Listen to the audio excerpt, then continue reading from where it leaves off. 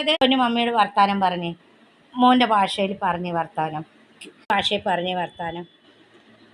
മ്യാവ് ആ മ്യാവ് മ്യാവ്.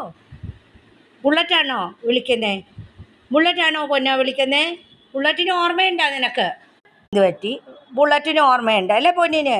ബുള്ളറ്റും പോയി എങ്ങോട്ടെന്ന് അറിഞ്ഞൂടാ. ബുള്ളറ്റിൻ്റെ അച്ഛനെ അമ്മയൊക്കെ വിട്ട് പോയി. അതിൽ കൂടെ അവൾ ഒളിച്ചോടി പോക്കളഞ്ഞ്. അവളിപ്പോൾ കണ്ടിട്ട് 6-7 മാസമായി അവർ. എന്ത് പറ്റി? തുള്ളണം ഓട്ടം കണ്ടോ? മുകളിൽ പോകുന്നുണ്ടോ? കണ്ടോ കണ്ടോ? തുള്ളണം ഇങ്ങനെ. പോയിട്ട് വാ പോയിട്ട്.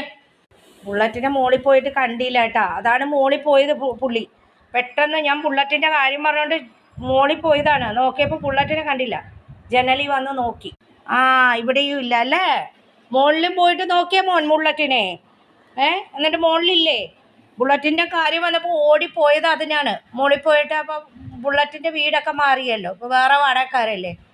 ബുള്ളറ്റ് വീട് മാറിപ്പോയല്ലോ. എന്നാലും വന്ന് ചെന്ന് നോക്കിയതാണ്. ബുള്ളറ്റിനെ കണ്ടില്ലേ പൊന്നോ? കണ്ടില്ലേ പൊന്നോ? മോളിൽ പോയിട്ട് കണ്ടില്ലേ?